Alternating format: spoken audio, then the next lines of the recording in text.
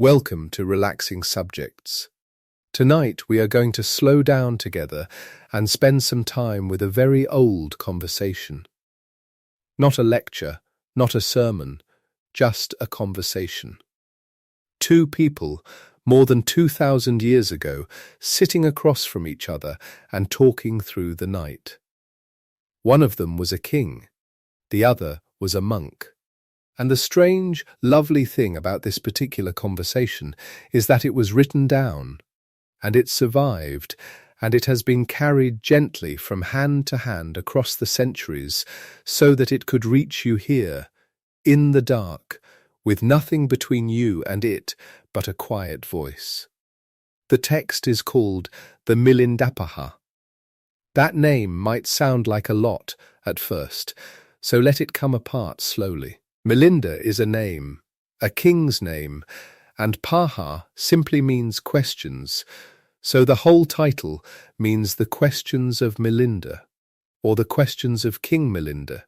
That is all it is, a book of questions, and the answers that came back. You do not need to know anything about Buddhism to listen tonight. You do not need to believe anything, or remember anything, or agree with anything. There is nothing to figure out here, and nowhere else you need to be. If your mind wanders off, that is fine. If you fall asleep before the king asks his first real question, that is fine too. The conversation will still be here. It has waited a very long time. It can wait a little longer for you. Wherever you are right now, take a slow, deep breath. Let it be a real one, all the way down and all the way out. Feel the weight of your body against whatever is holding it. Feel the pillow under your head, the cover over you, the small warmth that has gathered where you have been lying still. Let your shoulders come down a little from wherever they have crept up to. There is nothing to defend here.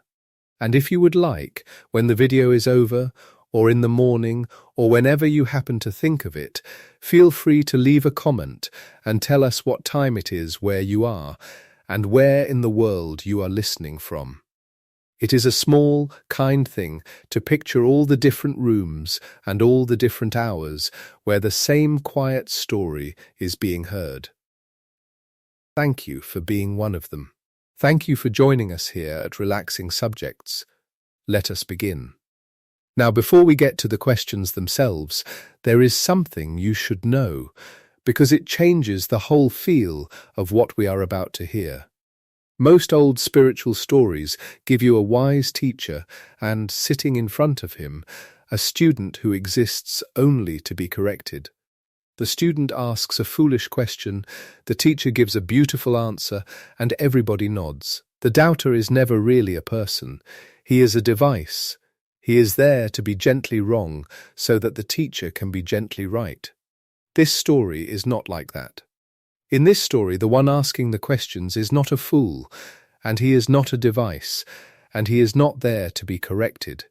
He is a king, a real king, a clever, stubborn, sharp-tongued king who does not accept a single thing simply because a monk has said it. He argues, he objects, he pushes back on every point. And here is the part that may keep you company as you drift off tonight. The questions this king asks 2,000 years ago are almost exactly the questions you would ask. The objections he raises are the objections a modern, skeptical person raises. If you are the kind of person who cannot listen to anything spiritual without a small voice in the back of your head saying yes, but wait, that does not follow, then tonight, for once, that voice has a champion. Someone is arguing on your behalf, and unusually someone is answering him. So who was this king? This is where it gets wonderful, because he is not a legend. He is not a character invented to make a point. We can hold his money in our hands. His name was Menander.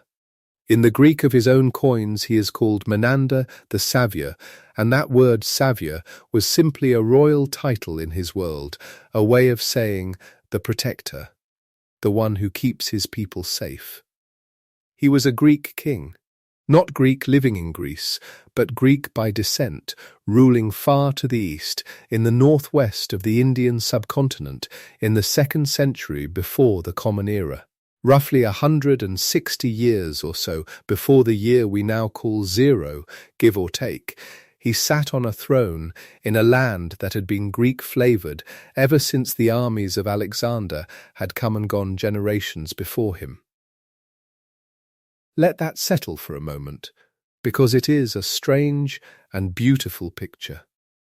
A man of Greek blood, whose ancestors had marched east out of a kingdom called Bactria, ruling over Indian cities, listening to Indian monks, and, at the end of his life, remembered in ways that make you wonder just how far into that new world his heart had travelled. His kingdom is what historians call the Indo-Greek kingdom. It grew out of Bactria, which lay up in the mountainous country of Central Asia, one of the broken-off pieces of the enormous empire Alexander had left behind when he died. When that great empire came apart, Greek generals and their descendants carved out kingdoms of their own.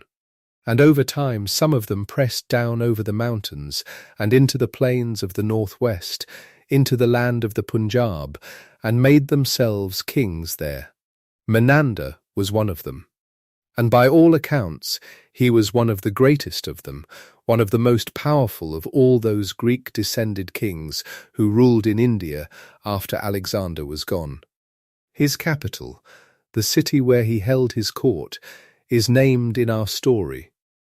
It is called Sagala. If you went looking for it today, you would find it under a different name, in a different country. It is identified with the modern city of Sialkot, which lies in the Punjab region of present-day Pakistan. So this is not a floating, once-upon-a-time kingdom in no particular place. It is a real city, on real ground, that you could travel to. People live there now. They wake up there and go to sleep there, as you are going to sleep now. And more than 2,000 years ago, in that same place, a Greek king sat down across from a Buddhist monk and started asking difficult questions.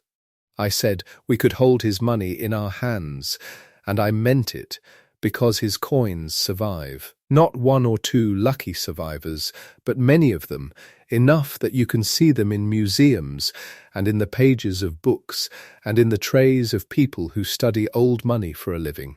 And these coins are one of the loveliest small proofs of who this man was, because they carry two languages at once, one on each face, as if the coin itself were trying to speak to two worlds. On one side, there is Greek. The letters spell out, in that ancient alphabet, the words that we would read as Basileos, Soteros, Menandru. Let that phrase move slowly through your mind, Basileos, of the king, Soteros, the saviour, the protector, Menandru, of Menander, of King Menander the saviour, his own name and his own title, stamped in the language of his ancestors, pressed into metal by his own mint, so that anyone who used his money would have his name pass through their fingers. And then you turn the coin over. And on the other face, the very same title is written again, but this time in an Indian tongue, in a script called Kharoshthi.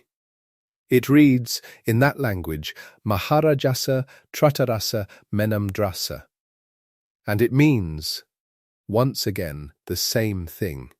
Of the great king, the saviour, Menander, the same man, the same title, said twice, in two worlds at once.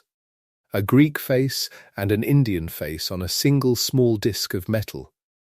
If you ever wanted a picture of what it means for two civilizations to meet and mix, you could hold it in your palm. A coin that speaks Greek on one side and an Indian language on the other, both saying, "This is the king.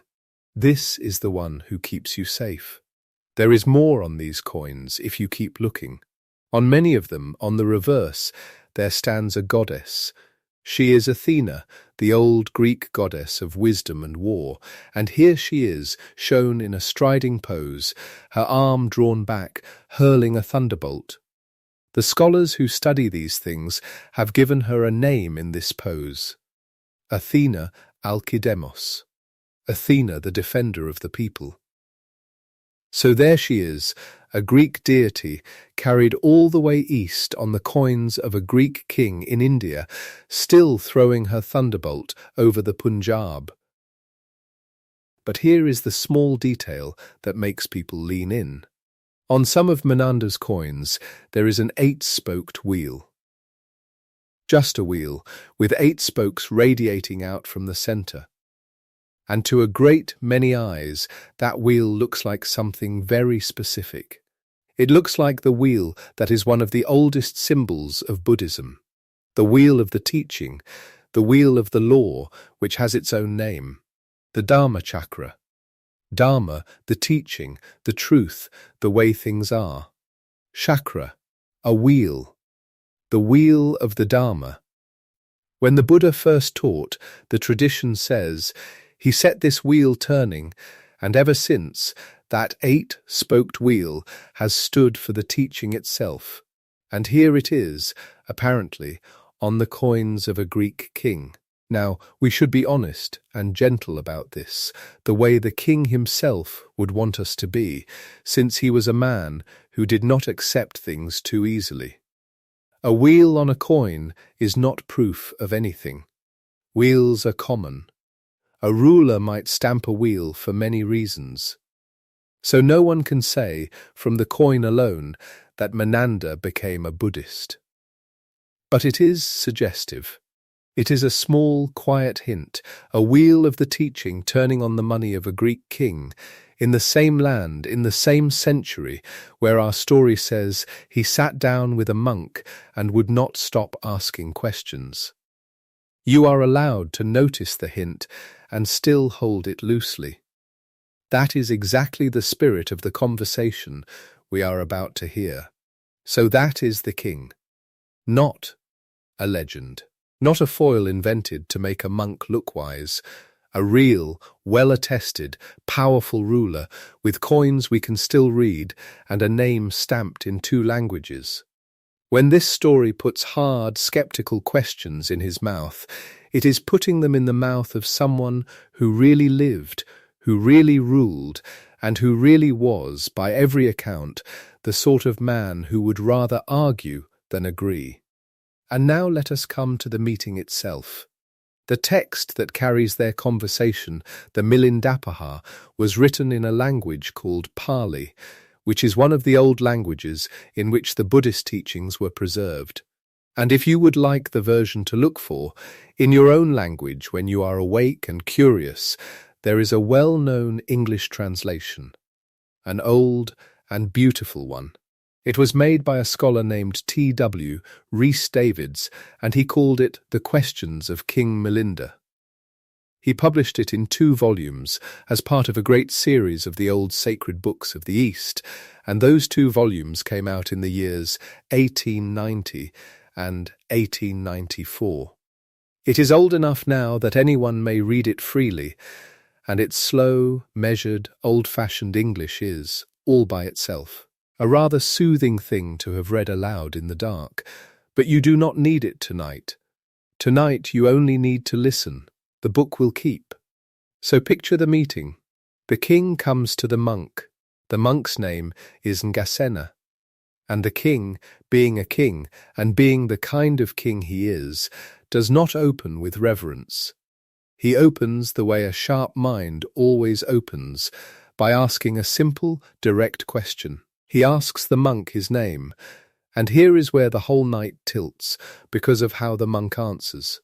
Nagasena says, in effect, yes, I am called Nagasena.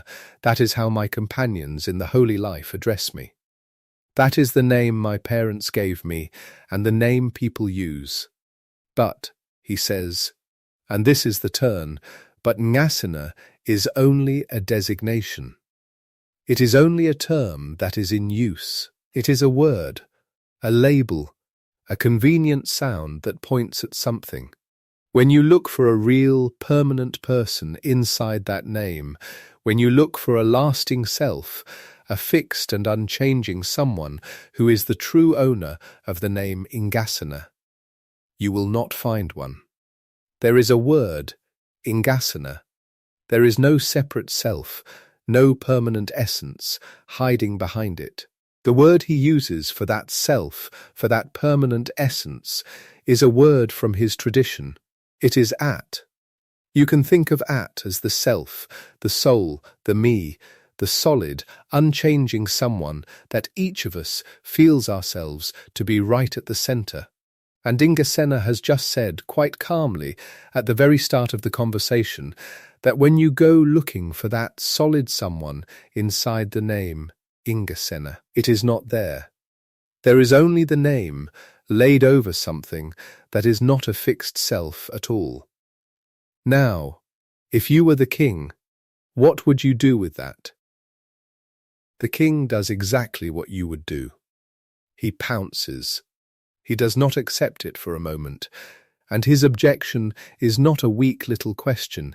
It is the strongest, sharpest, most reasonable objection anyone could raise, and it is worth hearing slowly because it is very likely your objection too. The king says, in effect, all right, if there is no self, no real permanent person, no Nagasena underneath the name, then let me ask you some questions. Who is it then who wears these robes you are wearing? Who is it who eats the food you eat? If there is no one there, no real person, then who is it who keeps the precepts, the rules of your holy life, the vows you have taken? Who is it who meditates? Who is it who does good, and who is it who does evil? If a person does something wrong, who is it who bears the weight of it? If a person does something right, who is it who receives the good of it? Who is it in the end who walks the whole path and reaches the goal you monks are always speaking of? And then he presses harder, because the king is thorough, and he follows the thought all the way to its most uncomfortable end. He says, listen, if there is really no self, no person there, if Nagasena is nobody, then think of what follows. If someone were to kill you, there would be no murder, because there would be no one there to be killed. There would be no real Nagasena to lose his life. And if there is no real person who acts, then there is no one who could be blamed for a crime, and no one who could be praised for a kindness. There would be no doer of deeds, and no one who feels their results. There would be, he says, no teacher for you monks, and no one to ordain you, and, if we follow this all the way, no real monk at all. When your brothers in the robe call out the name Nagasena, what is it then that the name even refers to? Is there Nagasena or is there not? Sit with the force of that for a moment, in the quiet, because it is not a foolish question, it is the whole of common sense rising up in protest. We live our whole lives absolutely certain that we are someone, that there is a real me in here, the one who did the things I remember doing, the one who will wake up tomorrow as the same person who fell asleep tonight, the one who deserves credit for the good and must answer for the wrong. Take that away, and the king is right, everything seems to wobble. Reward, punishment, love, blame, memory, promises. The whole scaffolding of an ordinary life seems to lean on there being a real, continuing someone at the centre of it. And the monk has just said quite gently that when you go looking for that someone, you will not find him. So the king has thrown down the whole weight of the objection. Who is punished? Who is rewarded? Who eats?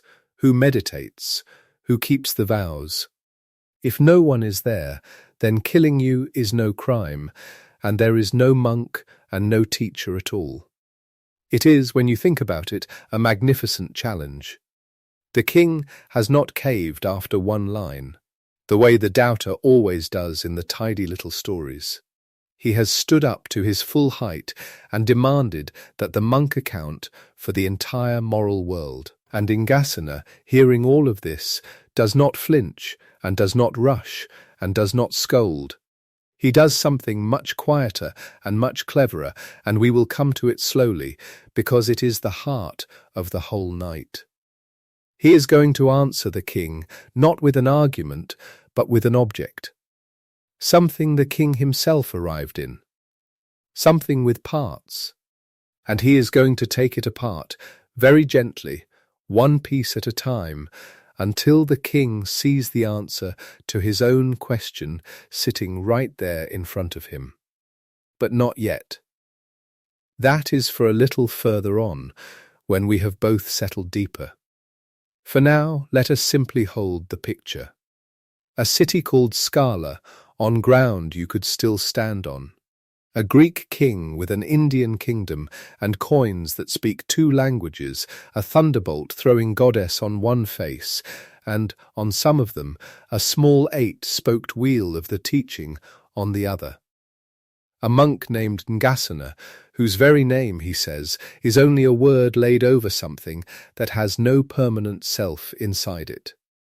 And a king who will not let that pass, who has just asked, with all the sharpness of a first-rate mind, the exact question you would ask. If there is no self, then who? Who wears the robe? Who eats? Who is punished? Who is a monk at all? That is where we will pause for a little while. Let us pause here for a moment. There is no hurry. The king's question is not going anywhere, and neither are you. Take a slow, deep breath all the way in, and let it out even more slowly than you took it in. Notice, if you like, how your body has grown a little heavier since we started, how the place where you are lying has warmed to hold you, how the day you carried in with you has begun, quietly, without your having to do anything about it, to loosen its grip. You do not need to solve the king's question tonight. You do not need to decide whether there is a self or whether there is not. You are only here to listen and to rest and to let a very old conversation keep you company in the dark. If you have followed every word so far, that is lovely. If you have drifted and lost the thread and come back, that is lovely too. There is nothing to hold on to. Let your breathing find its own slow rhythm again, and when you are ready, unhurried, in your own time, we will go on together, and we will watch the monk answer the king, not with words alone, but with a chariot. Come back now, slowly, there is no rush to return. Let the breath you just took settle all the way down, and let us go on the way you would walk through a house at night, without turning on the bright lights, letting your eyes stay soft. We were standing, you and I, at the edge of a very old room in a city with a name most people have never heard. Let us go a little further in. The city is called Sagala. Say it slowly if you like. Sagala. If you went looking for it today, you would find it under a newer name, Sialkot, a city that still stands in the Punjab, in the north of what is now Pakistan. 2,000 years ago it was a capital, and the king who held it was not an Indian king by blood. He had come, or rather his people had come, down out of a far country north of the great mountains, a place the old writers called Bactria. That was the edge of the world the Greeks had reached and held, ever since Alexander's captains carved his empire into pieces, and each kept a piece for himself. Generations passed. The Greeks who stayed did not go home. They married, they ruled, they minted coins, they learned the land, and by the time of our story there was a whole kingdom of them, Greek in name and Indian in soil, that the historians call the Indo-Greek kingdom. Our king was one of them, perhaps the greatest of them. His name was Menander, and he gave himself a title, the way kings do, a word to be spoken before his name. Soter, the Saviour. Menander the Saviour. Now here is the thing I want you to hold, gently, without effort, because it is the reason this is not a fairy tale. We are not guessing that this king lived. We can hold his money in our hands.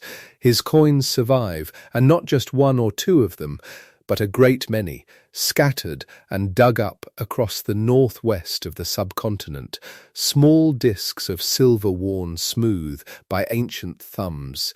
And these coins are strange and lovely because they speak in two tongues at once.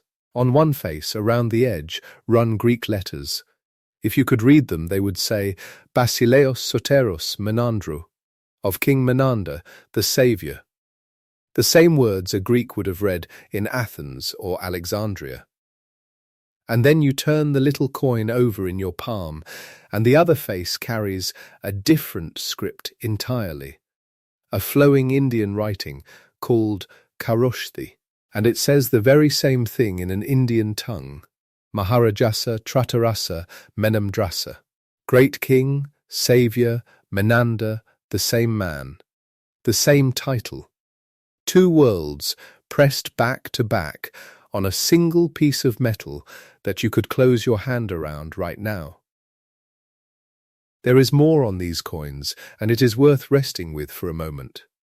On many of them stands a goddess, Athena, the grey-eyed one the Greeks carried everywhere, and she is shown in a particular pose, striding forward, her arm drawn back to hurl a thunderbolt. Athena Alkidemos, the scholars call this figure, Athena the defender of the people, a Greek goddess of war and wisdom stamped by a Greek king in the heart of India. And then, on some of these coins, and only some, there is one more small thing. A wheel. A little wheel with 8 spokes. And when people who love this story look at that wheel, many of them cannot help but read it as something in particular. The Dharma Chakra, the wheel of the teaching, the wheel of the law, the wheel the Buddhists say the Buddha set turning when he first taught. Now I want to be honest with you. The way the monk in our story is honest with the king. A wheel is only a wheel. 8 spokes do not prove that a man's heart had turned toward the Buddha's path. It is a hint, no more, a soft suggestion pressed in silver. But it is the kind of hint that makes you lean a little closer. A Greek king, with a Greek goddess on one side of his coin, and on the other, perhaps, quietly, the wheel of the teaching. That is the man who is sitting in the room at Sagala, a king who reads, a king who argues, a king, we are told, who loved to test the wise ones of every school, to bring his questions and see who could stand up to them. And on this night, or on some night, the text remembers for us, the one who has come to sit across from him is a monk named Nagasena. The whole conversation between them has a name. It is called, in the old language, the Milindapanha, the questions of Milinda. Milinda is simply what the Indian tongue made of the Greek name Menander, softened and reshaped as names always are when they cross a border. So the title means, quite plainly, the questions this king asked. Not the answers the sages gave him. The questions, as though the tradition itself knew that the questions were the treasure and named the book after them. And the very first question, once the small courtesies are done, is the simplest one there is. The king asks the monk his name, and the monk answers, I am called Nagasena. That is the name my teachers gave me, and that is what my fellow monks call me. But, he says, and here he does a thing you would not expect a holy man to do, he does not stop at the pleasant answer. Nagasena, he says, is only a designation, only a term that is in use, a word people find convenient. If you go looking inside it for some permanent thing, some lasting owner of the name, some unchanging person underneath, you will not find one. There is no self there. He even gives it its proper word, at. The self, the abiding I that everyone assumes is sitting somewhere behind the eyes, holding the reins. That, says Nagasena gently, is not to be found. Now put yourself in the king's seat for a moment, because the king does exactly what a sharp mind must do. He does not nod politely. He pounces. Very well, he says. If there is no Nagasena, no self, no person here that lasts, then let us follow that all the way and see where it lands us. Who is it then? Who wears these robes you are wearing? Who is it who takes the food when you eat, who tastes it, who is nourished by it? Who is it who keeps the precepts, who holds himself to a good and careful life? Who is it who sits down to meditate? And turn it the other way, the king says, growing sharper, because a good argument cuts on both edges. If there is no one here, then who does good, and who does evil? Who earns anything by a lifetime of striving, and who could ever reach the goal you monks talk about? And here is the edge of the blade. If there is truly no Nagasena, no person, then a man who took up a sword and killed you where you sit would be guilty of no murder at all. He killed no one, because there was no one to kill. There would be no teacher and no taught. There would be no monk. Your whole order, your whole life, dissolves into thin air the moment you say the words you have just said. Feel how fair that is. That is not the objection of a fool who does not understand. That is the objection of someone who understands perfectly and has followed the idea to its most frightening end and set it down on the table between them and said, "Now, answer that." And Nagasena does not flinch, and he does not rush, and he does not pile up scripture to bury the king. He does something much quieter. He asks a question back. A small, almost domestic question, the kind you might ask a guest out of politeness. "Tell me, great king," he says. "You did not walk here through the dust, I think. How did you come to this meeting tonight? On your own 2 feet, or riding?" And the king, perhaps a little puzzled at the turn, answers plainly, "I did not come on foot. I came by chariot." "By chariot? Good," says the monk. "Then let us speak, you and I, about that chariot for a while. Because I think, great king, that inside the chariot that carried you here tonight there is an answer to every question you have just asked me."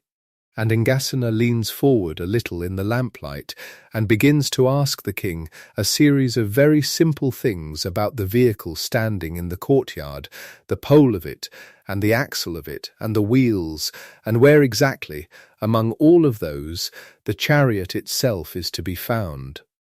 "Tell me, great king," says Nagasena. "Is the pole the chariot?" The king considers this.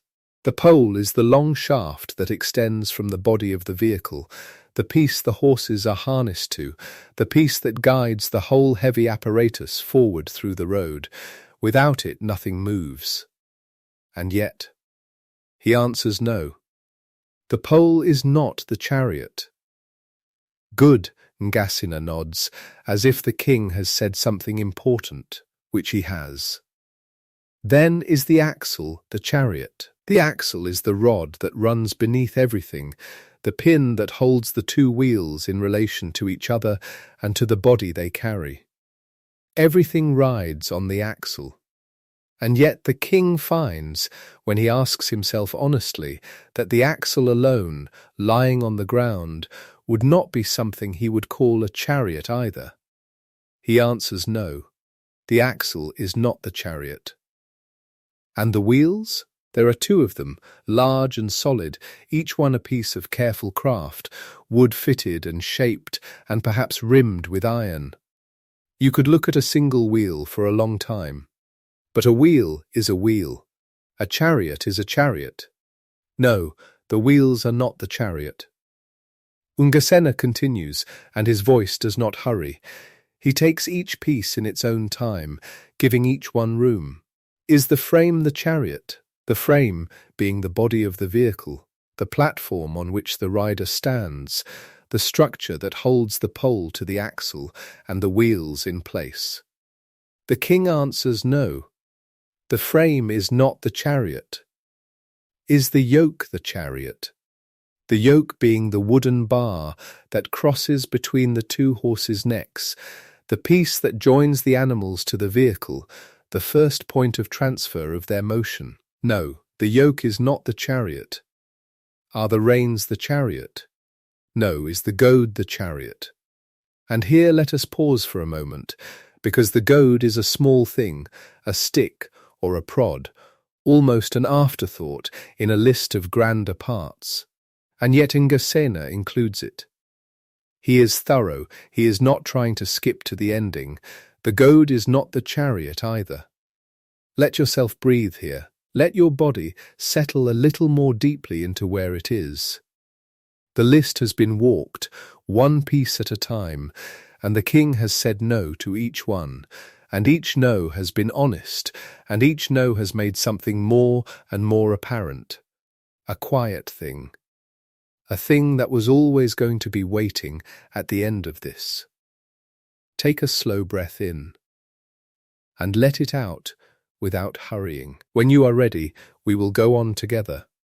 So, the monk has named the pole, the axle, the wheels, the frame, the yoke, the reins, the goad, 7 parts, and to each one the king has said no, this is not the chariot. Now Nagasena does something that might seem like a strange move. He does not stop at the individual pieces. He asks one more question, and it is a different kind of question. Is the chariot, then, all of these taken together? The king pauses.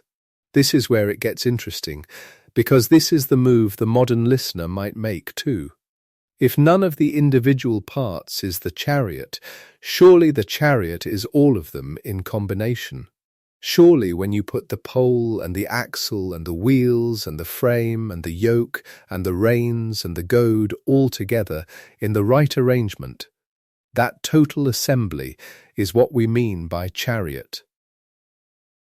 But Nagasena presses gently. When you take all of those parts and lay them in a pile, before they are assembled, is the pile a chariot? No, when you stack them in the wrong arrangement, is that a chariot? No, is there some particular moment during assembly when the chariot appears, when one last piece is added and suddenly a thing that was not there before comes into being? The king, being a man of some intelligence, feels the ground shifting under this question. Because there is no such moment. There is no bright line at which the parts stop being parts and the chariot suddenly arrives. Nagasena asks the final question.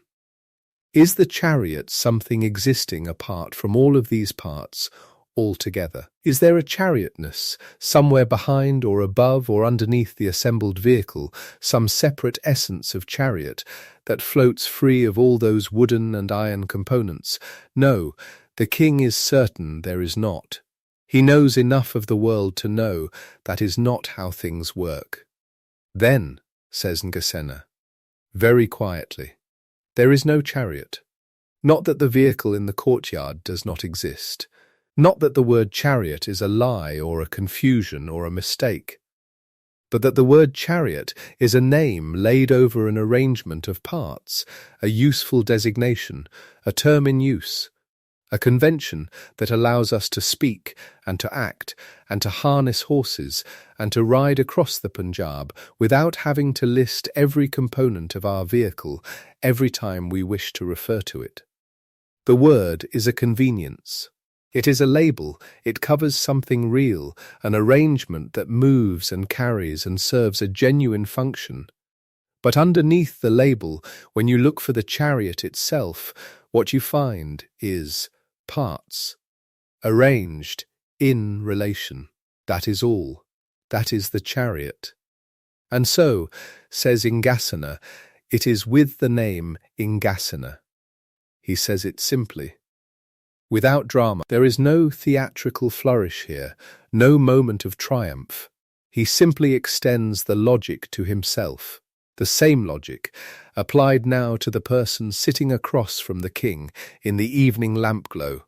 The person who has been speaking this whole time, the person who has been called Nagasena since childhood and will be called Nagasena until he dies, and who nonetheless says, with perfect calm, that just as the chariot is a term over its parts, so Nagasena is a term over his. And what are those parts? Here the text opens into something that the tradition had been carrying long before this particular evening, before this particular king and monk sat down together.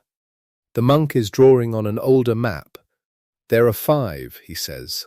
5 kinds of things that come together in what we gesture at when we point at a person and say there is someone there. The first is arpa, which is body, form, the physical shape of the thing, the weight and warmth of flesh, the breath going in and out, the hand moving, the eye opening, the hair that is neither fully you nor fully not you growing slowly in the dark, the part of a person that a chariot's wheel would break if the chariot ran over it. That is urpa.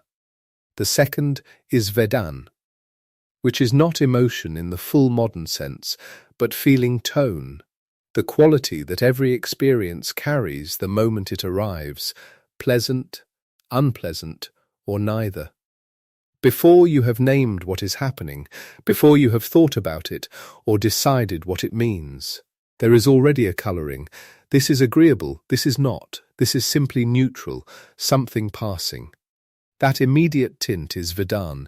It happens faster than you think, and it shapes everything that comes after.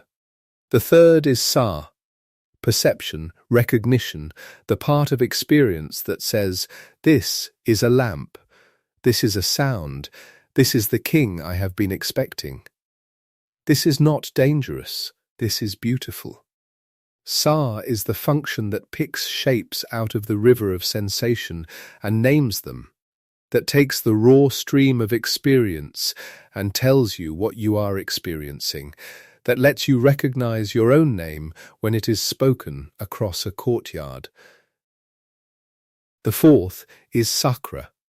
This one is harder to put into English with a single word, and T.W. Rhys Davids, the Victorian scholar who gave English readers their first full translation of the Milindapanha in the 1890s, sometimes rendered it as predispositions, sometimes as mental formations. It is the layer of intention and habit, the shaping force, the reaching toward, the pulling away, the practiced responses of a mind that has been going this way and that way for a long time. When you have an impulse toward kindness, that is sakra. When a familiar anxiety rises unbidden in the chest at a certain kind of silence, that is sakra. When the hand reaches for something before the mind has quite decided to reach, that is sakra. It is the part of a person made of everything that has come before, all the accumulated leanings and inclinations and habits of a life. And the fifth is vaya, consciousness, awareness itself, the knowing quality. The simple fact that experience is happening at all, that there is something it is like to be here, in this room, in this body, hearing this voice. Not the content of awareness, but awareness itself. Not what you are conscious of, but the bare consciousness that makes you conscious of anything. These 5, says Nagasena, these are the parts. Urpa, Vedan, Sa, Sakra, Vaya, they are all present, they are all doing their work. And when they are present and doing their work, the convention a being is used, the convention a person. The convention Nagasena. Just as when the parts of the chariot are present and arranged, the convention chariot is used, the word points at something real, something that functions, something that is genuinely there. But underneath the word, there is no separate self to be found, any more than there is a separate chariot underneath the pole and the axle and the wheels. The monk says this. And then he does something graceful. He cites the company he is in. He tells the king that this understanding did not begin with Nagasena, that it is not Nagasena's private invention or the product of his own meditation alone, that it comes from somewhere much older and much wider. He tells him that a nun said it first, or at least that the image belongs to a nun named Vajir, and that her saying of it is preserved in the tradition. Vajir's moment is found in what is called the Vajir Sutta, in a collection known as the Sayutta Nikya. The details of her story are brief. She was sitting in meditation in a forest, and a figure appeared to her. A figure meant to disrupt her, to provoke her, to knock her off the ground she had found. The figure asked, "Who produced this being? Who is the maker of the being? Where does the being come from? And where does it go?" And Vajir answered from the stillness of her practice. She said, "What being?" When you search for a being, a self, a fixed something underneath it all, what you find is, just as with an assembly of parts the word chariot is used, so when the aggregates are present, there is the convention a being. But there is no being to be found apart from those parts, no maker, no produced thing, only the process itself, the arrangement in motion. She said the chariot. She said it in a forest, sitting alone. And the Milindapanha, centuries later, puts the same image in the mouth of Nagasena, because the image carries. It carries across centuries and across the 1,000-mile distances between one person's practice and another's. Good images do that. Let us pause here, take a slow, deep breath. Let your chest rise and fall without any effort on your part, because it knows how. It has always known how. Notice the stillness at the end of the breath, that small space between the out-breath and the next in-breath. You don't need to do anything with it. You don't need to remember any of this. If your mind has drifted somewhere during the list of parts, that is perfectly fine. The parts are not a test. When you are ready, we will continue. Now, there is something worth staying with here before we move on to the king's next question, because the king will have more questions, and they will be good ones. But for a moment, let us stay with the chariot.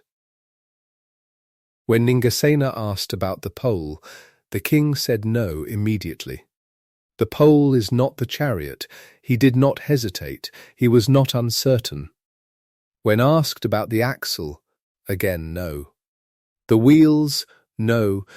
There was no part of the examination where the king thought, yes, perhaps this piece, this component right here, is the chariot.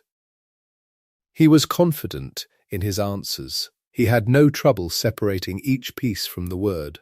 But he arrived by chariot. He would have told you, before this conversation began, that there is a chariot in the courtyard. He would have directed a servant, "Go and water the horses that drew my chariot." He would not have needed any philosophical training to use that word, to live by that word, to organize his life around that word. The word was real, functional, dependable. It pointed at something that worked. And all of that is still true. Nagasena is not saying the chariot doesn't carry you. He is not saying that the vehicle is a hallucination, that nothing real is there, that the horses pulled nothing through the gate. The chariot is real. The arrangement is real. The function is real. The convention is real. What is not real, when you look for it carefully, is a chariot substance behind and above and beyond the parts, a thing in itself, a chariot that would still be there if you removed all the pieces. And the same, he says, for the person. You are here. Your breathing is here. The weight of your body against the surface beneath you is here. The awareness that knows it is reading these words is here, or knows it is hearing this voice, is here. All of that is real, the function is real, the name is real and useful and not a mistake. What Nagasena is suggesting is only that underneath the name, underneath the label the world has been using for you since your parents first looked at you, there is not a self-substance. Not a fixed and separate something that would still be you if everything that made you were stripped away. There are parts. Arranged. Doing their work. And the arrangement is what we call you, and the arrangement breathes, and the arrangement is tired, and the arrangement is lying here now, in the dark, and the arrangement is doing something that looks very much like resting. There is something in that, if you let it settle rather than argue with it.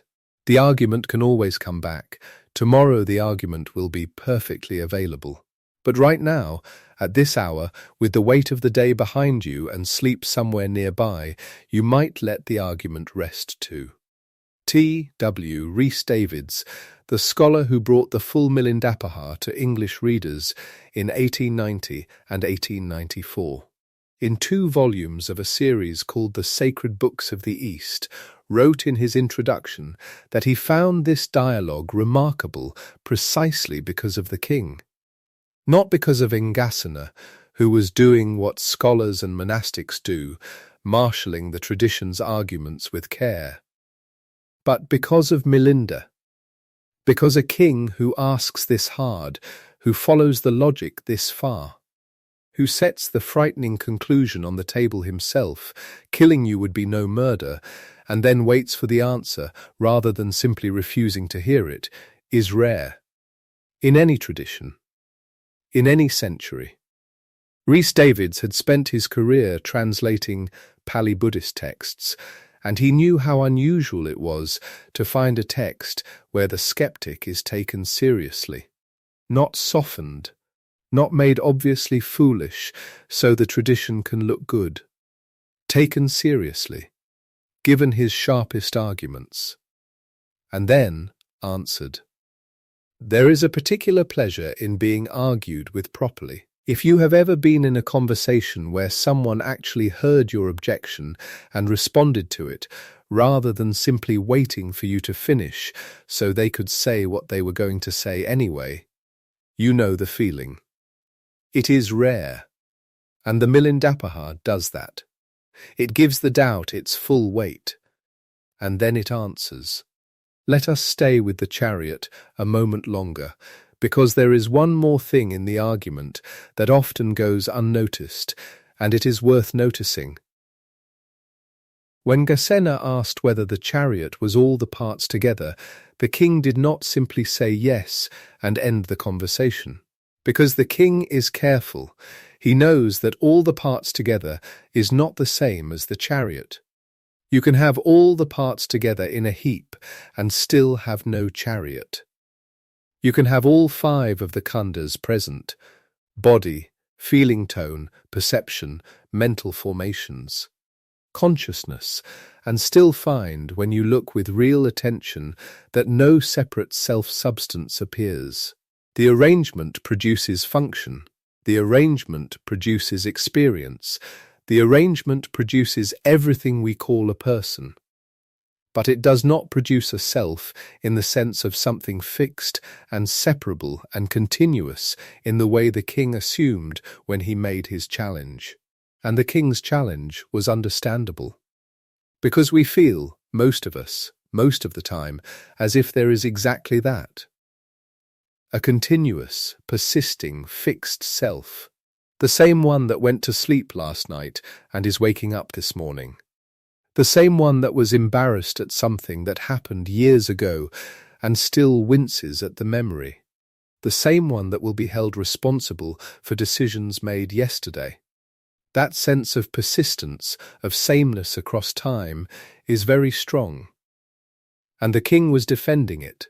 He was defending something he experienced as obvious. Nagasena does not say the experience is false. He says the experience is there, vivid and real, just as the chariot in the courtyard is real and functional. He says only that when you look for the self underneath the experience, searching for a thing that would still be you if every part of you were changed, you do not find it. What you find is the parts, in motion, producing the experience of continuity, which is itself, perhaps, a kind of rest. Because the self that has to be defended and maintained and kept safe through the night is a name over parts. And the parts are doing their own work automatically without your supervision. The heart is beating, the breath is moving, the parts are arranged, and they are working. You do not have to hold them together. You never did. Let us pause here and breathe. Take a slow breath in and let it go. Let the sounds around you, whatever they are, be part of the room that holds you. You don't need to manage any of it. The room will do that, the night will do that. Notice, if you like, what your hands feel like right now. Not to do anything with them. Just to notice. That noticing, that simple bare knowing that hands are here and they feel like this, that is one of the five. That is something like Vaya, the awareness that knows, and underneath it you will not find a separate knower. Something apart from the knowing itself. There is just the knowing. Quiet, already here. When you are ready, we will continue together. The king is not finished. Of course he is not. You would not be finished either. One argument answered, even a good argument answered carefully, does not dissolve 2,000 years of feeling like a self. The king's objection was met, and the king took it in, and then he had more questions. This is what the text does that makes it so valuable. It does not pretend the chariot argument ends everything. It keeps going, because the king keeps going, because a person who thinks carefully always has more questions. But before we follow the king into those further questions, which will come in the next part of this night's walking, there is something to notice about where we have arrived. The monk and the king have been talking, as we have seen, in a particular kind of place. The Milindapanha sets this scene in the city of Sagala, which is what the text calls the capital. The scholars who have studied the geography of the Indo-Greek kingdom identify Sagala with modern Sialkot in what is now the Punjab of Pakistan. An ancient city. A city that was real before the conversation began and has gone on being real since through layer after layer of history, through languages the participants would not have recognized. The stones of it are under other stones now. But the conversation survived. That is what texts do, sometimes, in the hands of people who care enough to carry them. The translation Rhys Davids produced, The Questions of King Milinda, in the Sacred Books of the East, volumes 35 and 36, came out in 1890 and 1894. The Sacred Books of the East was a massive Victorian project, an attempt to bring the primary texts of the non-Christian world into English, edited by the scholar Max Meller. 50 volumes in total. The Milindapanha was in 2 of them, because it is a long work. Rhys Davids gave it his careful attention, and the English it produced is measured and somewhat formal in the way Victorian scholarly prose tends to be. But it is not cold. There is warmth in it. There is a recognition, in his notes and his introduction, that the text he was translating was doing something unusual and worth preserving, taking the doubter seriously. That translation is available now without cost, because the copyright on a book published in 1890 has long since expired, and what was once the province of scholars in well-stocked libraries is now simply present in the world. For anyone who wants to sit with the questions and the answers in their original translated form at any hour, including this one. There is something generous about that. Not as a historical curiosity, not as a relic, but as a conversation still going on. The king still asking, the monk still answering, the lamp still burning. Let us stay here for a moment, in the room where this is happening. Not Scala's room, not a room 2,000 years ago, but the room you are in now. The room where you have been listening. This night, this quiet. You brought your own questions to this, whatever they were, the things you think about when the day is gone and there is nothing left to distract you from them. Maybe some of those questions are like the king's. Maybe some of them are not philosophical at all, but personal, specific, about a thing that happened or a thing that might happen, about the self the day was hard on. The monk does not give a different answer for different kinds of questions. He gives the same answer. Look at what you find when you look. Not what you expect to find. Not what you have been taught you will find. What you actually find when you look carefully at the thing you are defending, the thing you have been protecting, the thing you are worried about. And if what you find is parts, arranged, in motion, doing their work without your constant management, then perhaps the defending can rest. Not forever. The day will come back. The questions will come back. The self and its concerns will be present again in the morning, ready and fully furnished. But for now, for this hour, you might let the arrangement do what it does, which is to breathe, and to settle, and to carry you, without your assistance, through the night. The chariot is in the courtyard. The horses are watered. The parts are resting in their arrangement. You don't have to drive anything tonight. Take a slow breath in, and let it go. Notice the quiet. We have walked the chariot slowly, one piece at a time, the way the monk walked it. Pole, axle, wheels, frame, yoke, reins, goad, and at the end of the list there was no chariot, only the name that covers the arrangement. And at the end of the list of 5, Apa, Vedan, Sa, Sakra, Vaya, there is no self, only the name that covers the arrangement. The Nun Vajir said it in a forest, alone, as an answer to something that wanted to shake her. Nagasena said it in a courtyard, to a king, as an answer to something that wanted to win. And the text carried it forward, in Pali and then in Chinese, in a shorter version that corresponds to the older core of the dialogue. And then eventually into English in 2 volumes with green covers, and now it is here, in whatever form is reaching you tonight. The king is not done asking, but that is for the next part of the night. For now, let the chariot rest. Let the parts be what they are. Let the arrangement breathe. You don't need to remember any of this. If one image stayed, the pole, maybe, or the nun in the forest, or the 5 in their quiet order, let that be enough. If nothing stayed, and you are half asleep already, that is also enough. That is perhaps the better outcome. The monk is not going anywhere. The questions will be here when you return to them.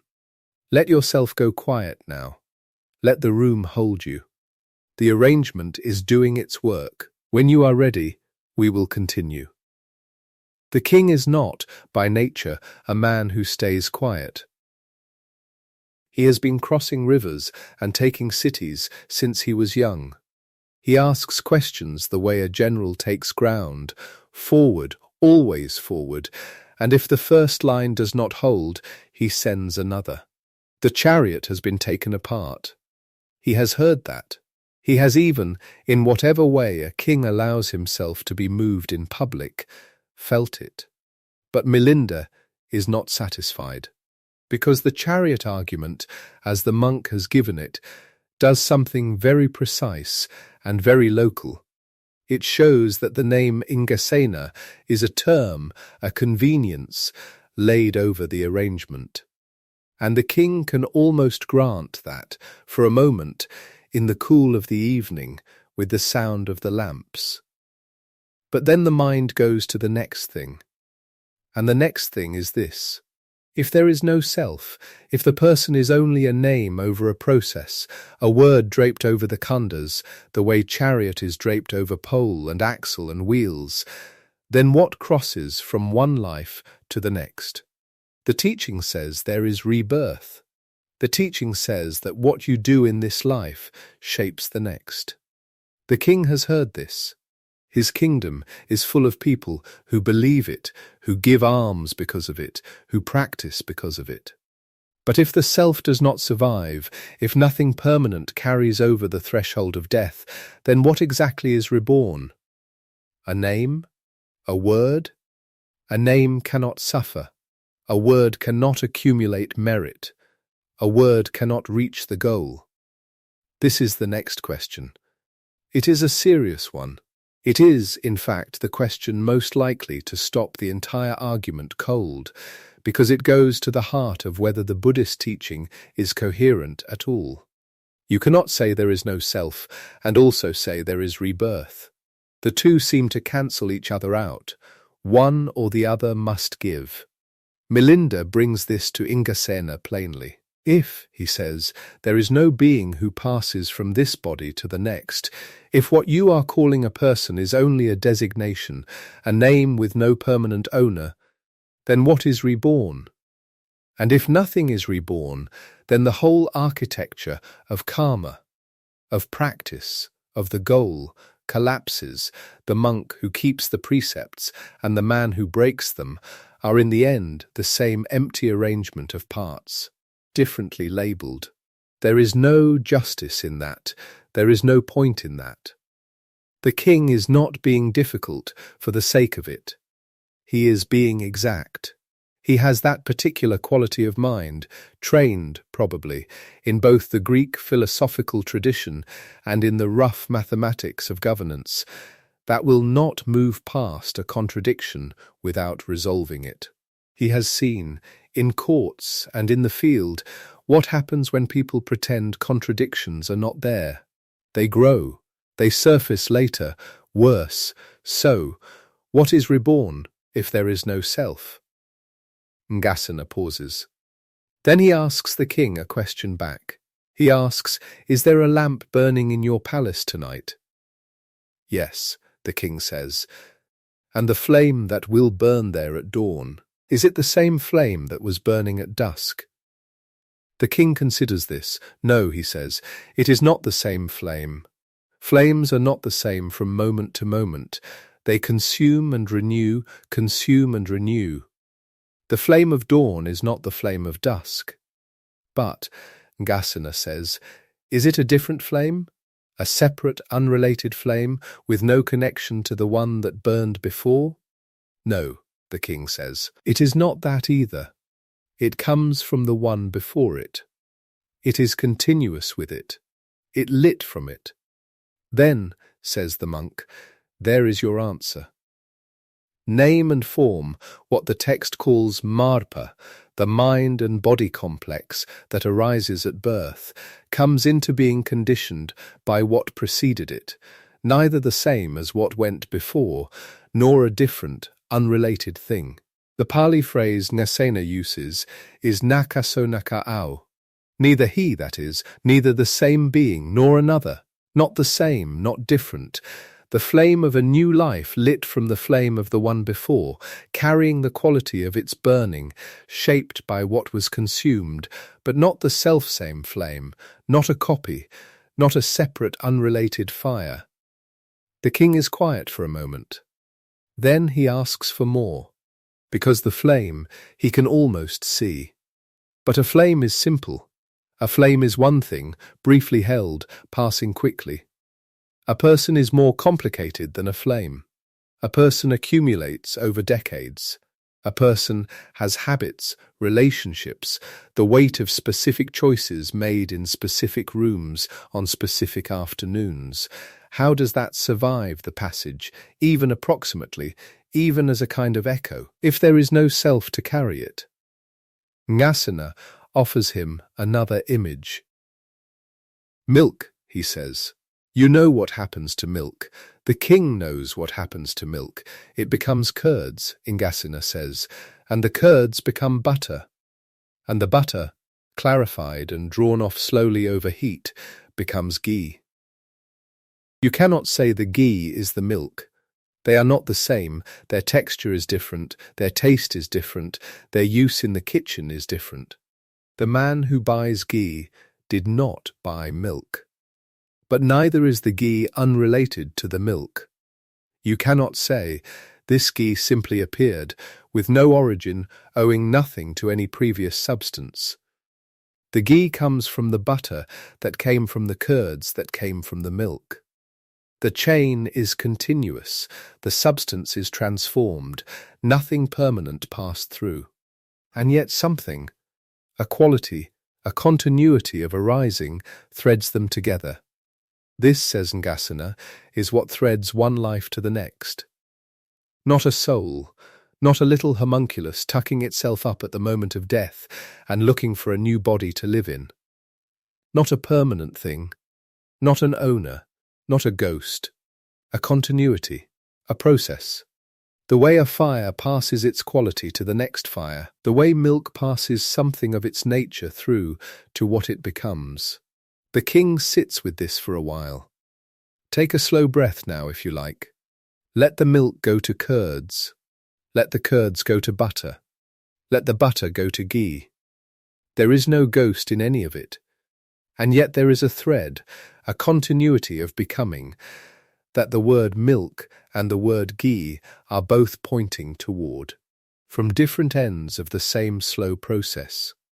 Whatever you are carrying from today, the thing that happened this morning, the thought that has been following you, the face that came to mind before you closed your eyes, it too is in the middle of becoming something. Not the same, not different. Nakaso, nakaao. Neither this nor another. Let it become what it becomes. When you are ready, we will continue. The king is still not done. He accepts the flame, he can follow the milk, but he wants something harder. He wants to know what the consequence is, specifically if there is no self threading the lives together. Because the Buddhist teaching does not only say there is rebirth, it says that what you do now bears fruit later. It says that a good action taken in this life contributes to the next. It says that harm done now echoes forward. And if there is no self, if the I that acts now is not the same I that will receive the result, then in what sense is there justice? In what sense is there any reason to be good? This is the question the monk has been waiting for. Because this one is not abstract. This one matters practically, in a kingdom, in a life, at 3 a.m. This one asks, why should I do good if the self who benefits from it is not me? Nagasena tells him about a mango. Let us hear this one slowly. A man plants a mango tree. He tends it. He waters it when the rains are scarce. He does this not for one season, but for several, as mango trees require. And then, before the tree has borne its first fruit, the man goes away on a long journey. He is gone for years. The tree grows, the roots deepen. In his absence, the tree bears fruit, heavy, sweet, the kind of fruit that makes a person stop walking when they pass. And another man comes along and takes the fruit. The first man returns. He finds his tree, his mango, his fruit, gone. He goes to the king. He says, I planted this tree, I tended it. Another man has eaten its fruit without permission. That man is a thief. The thief says, I am not. The mango the first man planted is not the mango I ate. He planted a small tree, perhaps a seedling, something slight and green. I picked a heavy, ripe fruit from a tall and flowering tree. These are not the same mango. There is no continuity between the seed he planted and the thing I picked. Therefore, I am not a thief. The king, in the parable, does not accept this argument. Of course he does not. Because what makes the fruit what it is, what makes it heavy and sweet and real, is precisely the continuity of growth from the planted seed. To say the planted seed and the ripe fruit are unrelated is to misunderstand what a tree is. A tree is not a series of unrelated moments. It is a continuity. The thief owes the first man not because the seed and the fruit are identical, but because the fruit derives from the seed through an unbroken chain of becoming. And so, says Nagasena, with a life and the one that follows. The person who acts and the person who receives the consequence are not identical. You cannot say they are the same, but you cannot say they are unrelated either. The consequence derives from the action through an unbroken chain of conditioned arising. The later life inherits from the earlier, the way the fruit inherits from the planted seed. Not because a soul carried it, but because the process is continuous. There is something about this parable that settles differently than the flame or the milk. Perhaps because a mango is more patient than a flame. A flame goes out in a moment, milk turns to ghee in a matter of days. But a mango tree takes years. It outlasts the planting and the planting season and several rains. The continuity it embodies is a slower, quieter one. The kind of continuity that does not insist on itself moment to moment, but is simply there, threaded through years, bearing fruit in its own time. A debt carried not in a ledger, but in the roots. The king is a man who understands debts. He is a man who understands that a kingdom inherits the consequences of decisions made by kings who died before he was born. He rules a land shaped by Alexander's campaigns, which happened generations before Melinda sat on any throne. He did not choose that inheritance. But it is his.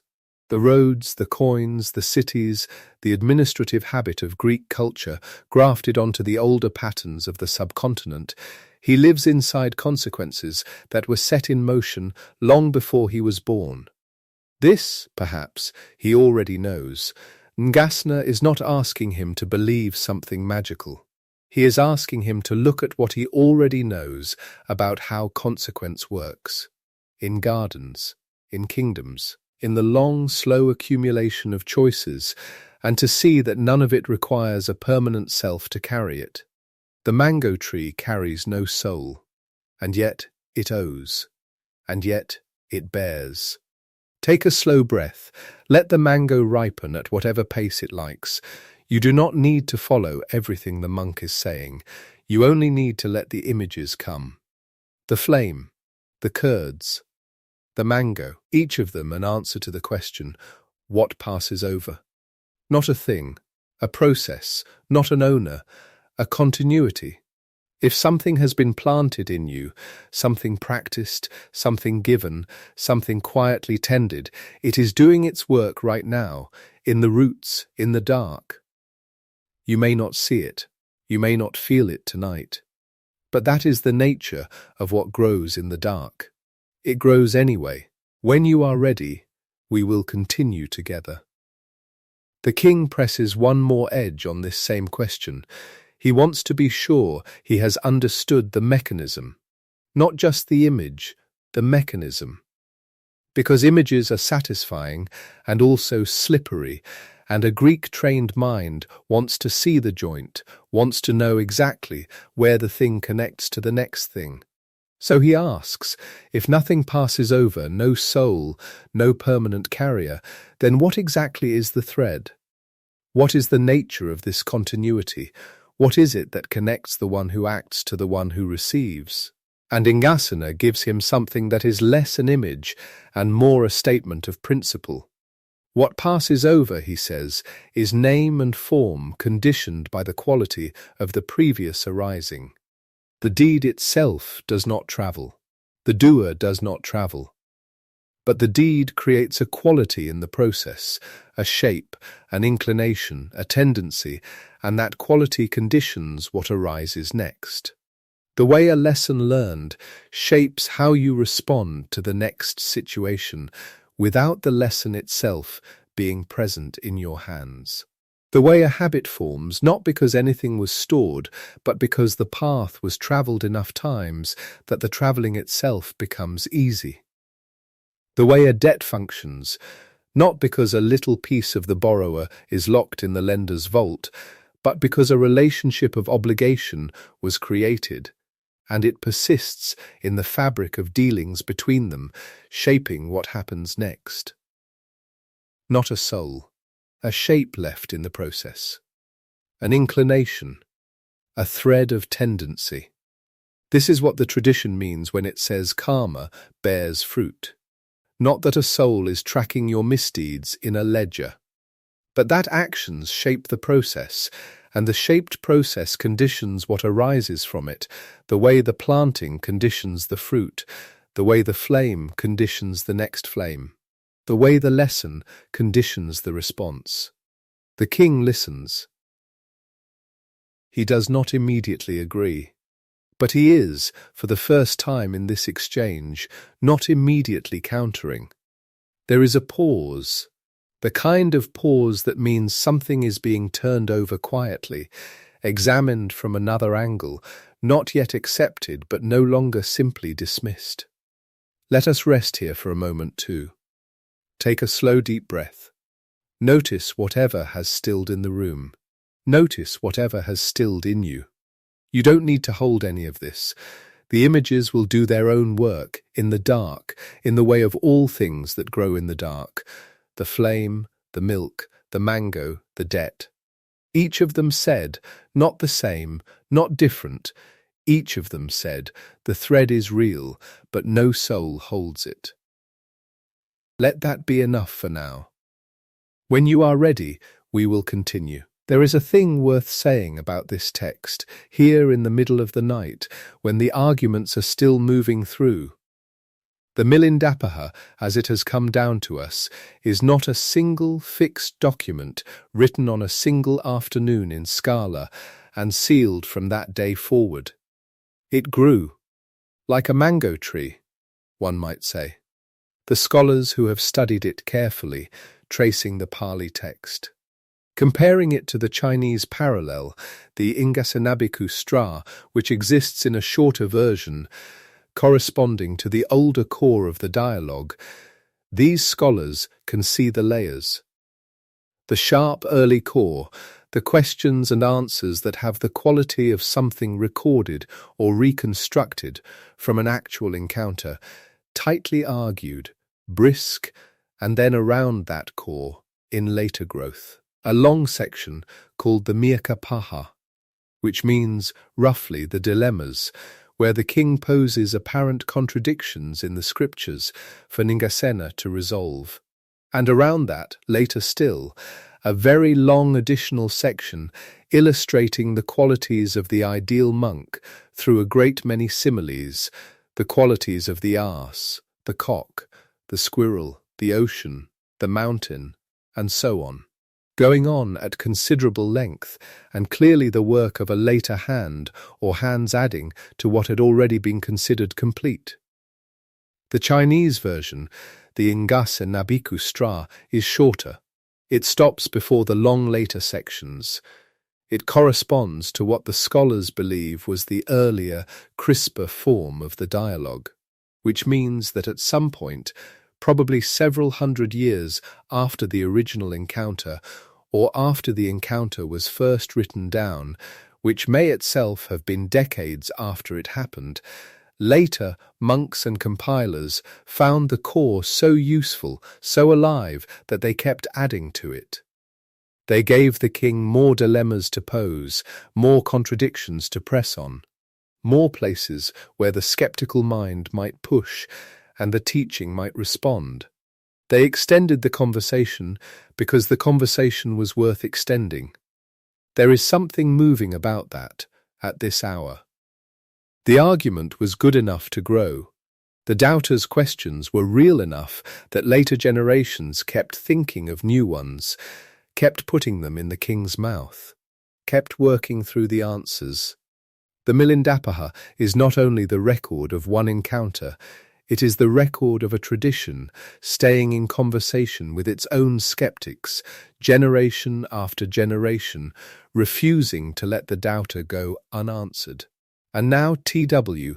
Rhys Davids, in 2 volumes with those measured Victorian sentences, Sacred Books of the East, volumes 35 and 36, 1890 and 1894, brought it into English. Into the language most likely to reach a sceptical mind in the modern West, into the tradition of careful translation and scholarly apparatus that lets a person in a quiet room in another century sit with the same questions the king posed in a courtyard in Sagala. It takes a long time for a text to find its reader. But it does find them. There is a section of the Milindapanha, the dilemmas, that is worth settling into before we move forward. The dilemmas are a different kind of exchange from the chariot argument. The chariot was a single image, worked through with slow precision. The dilemmas are a series of apparent contradictions, small tight knots, where the king points to 2 things the teaching seems to say, and notes that they cannot both be true. Nagasena's job, in each case, is to show that the contradiction only appears when you hold the teaching loosely, that looked at carefully, at the right angle, the 2 things fit. These exchanges are briefer. They have the quality of a long conversation in the late afternoon, when the sharp early exchanges have settled into something more like a rhythm. The king poses. The monk answers, the king accepts or presses, and so it goes. This is what it is like to be genuinely in conversation with a teaching. Not the first astonishment of the chariot, that was its own thing, its own kind of disruption, but the slower work of sitting with a way of understanding and pressing on it, testing it in different places, finding where it holds and where it needs to be explained again, differently. Some people find this kind of exchange exhausting. They want the big image, the one argument, the single thing that settles everything, and the chariot is that, in its way, it settles the question of what self means, or begins to. But the teaching does not only make one claim, it makes many, and a mind that is genuinely engaging with it, rather than performing skepticism, will find more places to press. Milinda is genuinely engaging with it. This, more than anything, is what makes him worth spending the night with. Let us take a breath here. The room is quiet, the text is long and old, and it grew in layers, and it found its translators, and it found its readers, and tonight it is finding you. In whatever form you are in tonight, carrying whatever you are carrying. You don't need to remember any of this about the layers, the Chinese parallel, the Milindapanha. These are the bones of the thing, the way the axle is the bone of the chariot. You don't need to see the axle to be carried. The text carries you anyway. The conversation carries you. Take a slow, deep breath. Let the layers settle. The monk is patient. The king will ask again, and we will be here when you return. When you are ready, we will continue together. The king asks about what the teaching is actually claiming happens at the moment of death. Not in the abstract. He wants to know specifically what is occurring, what is the mechanism of the crossing, if something does cross, and if the mechanism is not a soul. Nagasena offers him a small, quiet image. He asks the king to think about a lamp. Not the lamp at dawn this time. A lamp at night. A man has been working late. He finishes his work, and as he leaves his house, he takes his lamp, and accidentally, or perhaps carelessly, we are not told, the flame touches the thatch of the roof, and the roof begins to burn. The man walks away into the night. The house burns. The fire spreads from the roof to the next house, and perhaps further. In the morning there is damage. The neighbours come to the man and say, "You caused this. Your lamp lit the fire that burned our houses." The man says, "That is not so. My lamp was a small flame. The fire that burned your houses was a large one. They are not the same fire. The flame that left my lamp was not the fire that took your houses. Nothing from my lamp passed into your walls. There is no connection. Is the man correct?" "No," says the king. "He is not. The fire that took the houses derived from the lamp through an unbroken chain of burning. He cannot claim they are unrelated simply because they are not identical. He is responsible." "Yes," says Nagasena. And so with the life that follows this one. The arising that comes next is not the same as the arising now, but it derives from it through an unbroken chain of conditioned arising. The man cannot plead that because the two fires are not identical, he bears no responsibility for what his lamp began. And the life that follows cannot plead that because it is not identical to this one. What is done in this one carries no consequence. The king sits with this.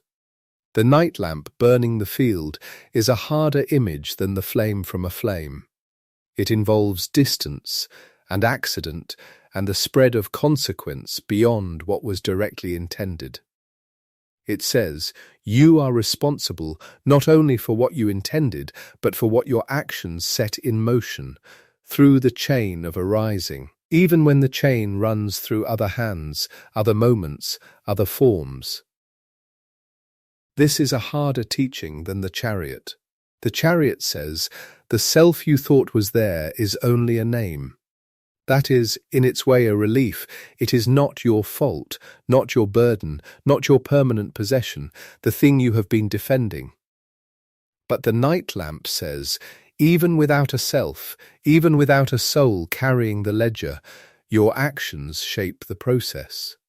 And the shaped process has consequences, and those consequences are yours, in the sense that they derive from you through the chain. You cannot disclaim them by pointing to the absence of a permanent carrier. No self, and still accountable. This is where the teaching shows its spine. It is not a teaching that dissolves all consequence in the solvent of non-self. It is a teaching that removes the permanent owner while leaving the process, and the process carries its own accountability because the process is continuous. The lack of a soul does not release you from the chain. It only changes what the chain is made of. Take a slow breath. This is not a comfortable teaching at 3 in the morning when you are trying to sleep. But it is an honest one. And there is a strange comfort in honesty, even when it is difficult. Because a teaching that only tells you what is easy to hear is not a teaching that takes you seriously. The monk is taking the king seriously. The king is taking the monk seriously. And in that seriousness, there is a kind of respect, a respect for the question, for the questioner, for the weight of what is actually at stake. You are allowed to simply let these words pass through you tonight, like the flame passing from one lamp to another. You do not need to grip them. You do not need to solve them. They have been sitting in this text for 2,000 years, patient as a mango tree. They will still be there in the morning. For now, let the night lamp flicker. Let the accountability rest in the chain, not in your hands. When you are ready, we will continue. The king has one more question in this part of the conversation that deserves to be walked through slowly. He asks Nagasena about what continues, specifically not the flame, not the fruit, but the actual content of a life. The lessons learned, the habits formed. the shape of a mind. If a mind develops, through years of practice, a particular quality, patience, let us say, or clarity, or the capacity to sit quietly and not be swept away by its own weather, does that quality survive the transition? Does practice carry over? Does any of it stay? Because if it does not, if each arising starts from the same blank beginning, with no advantage from what went before, then practice seems futile in a very particular way. Not futile in the short term, in this life, where the effects are visible and local, but futile in the longer arc the teaching describes. If the monk who has practiced for 30 years and the infant just born are equally blank at the moment of transition, then the 30 years amount to nothing beyond their immediate context. Nagasena addresses this carefully. What carries, he says, is not a soul and not a memory and not a record. What carries is a tendency, a shaping. The way that water run repeatedly through a channel deepens the channel so that the next rain runs more easily through it. The water is not the same water, the rain is not the same rain, but the channel is the shape left by the running. And the running is easier because of the shape. Practice carves the channel. The next arising flows more easily through the carved shape. This is why it matters. Not because a soul is accumulating merit like coins in a jar, but because the process, shaped by practice, carries a particular quality of arising, the way milk that has been cared for well becomes better butter. The way a tree tended well bears sweeter fruit. The quality is not stored, it is expressed, it is in the nature of the arising itself. There is something deeply strange about this, strange in the way the chariot was strange, which is that it removes the container while leaving the content.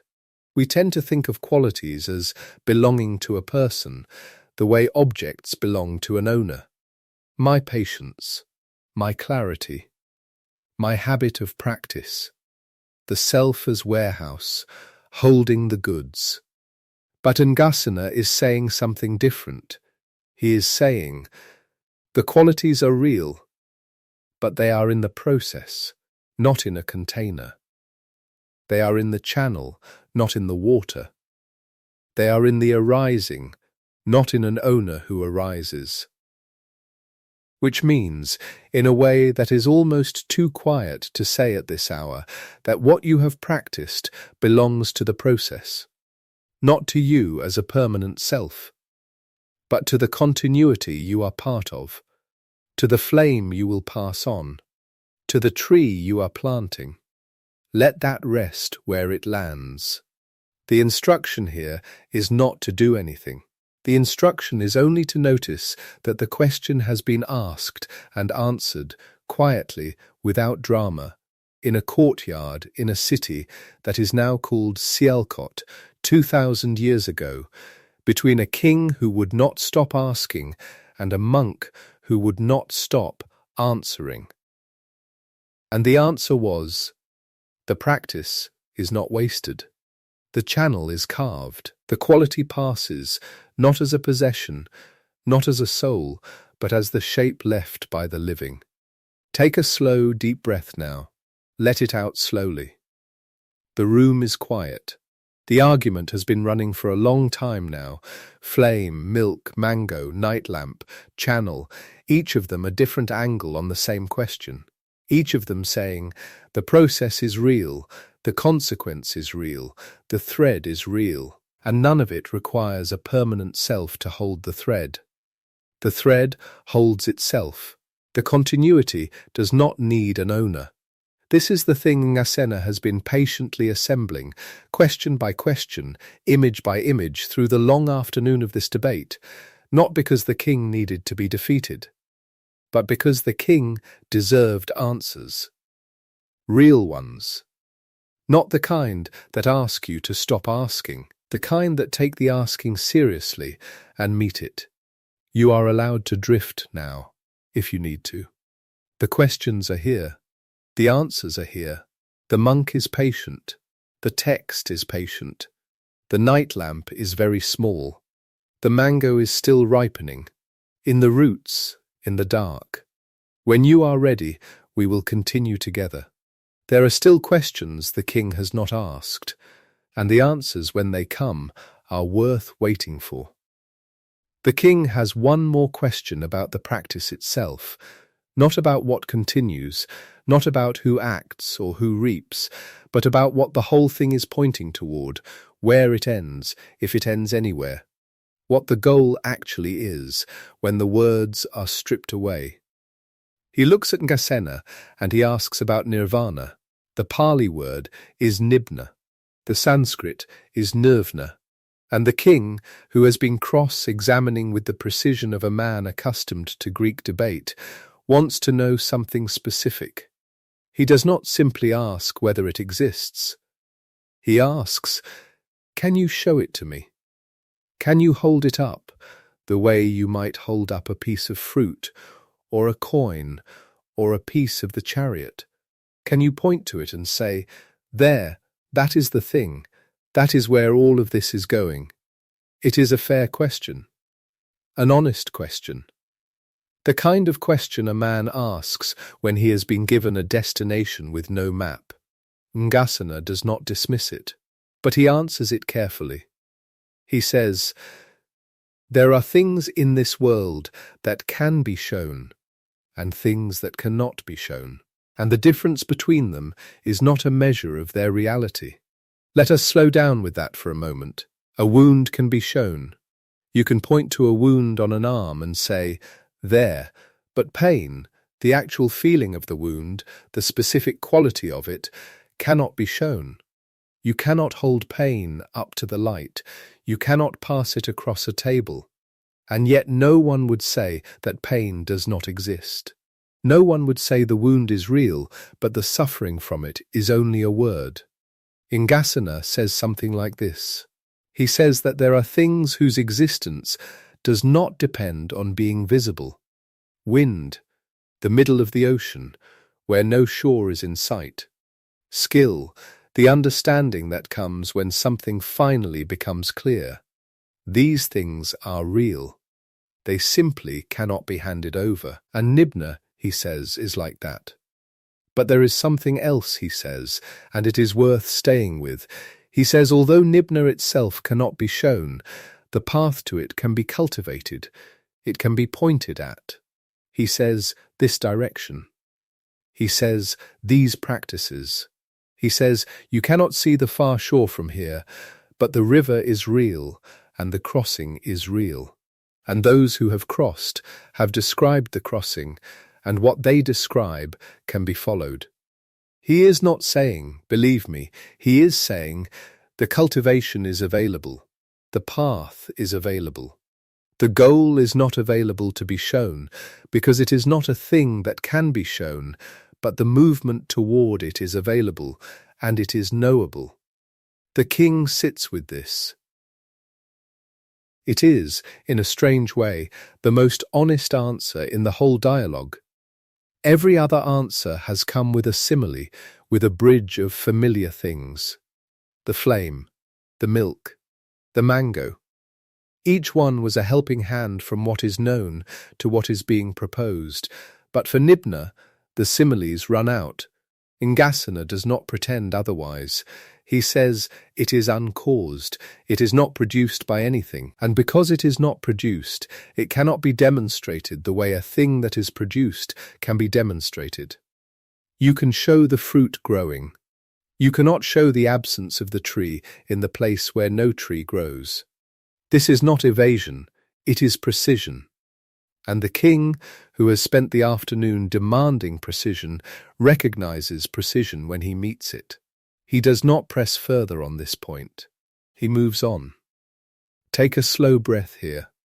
Just let the breath come and go. The room is still.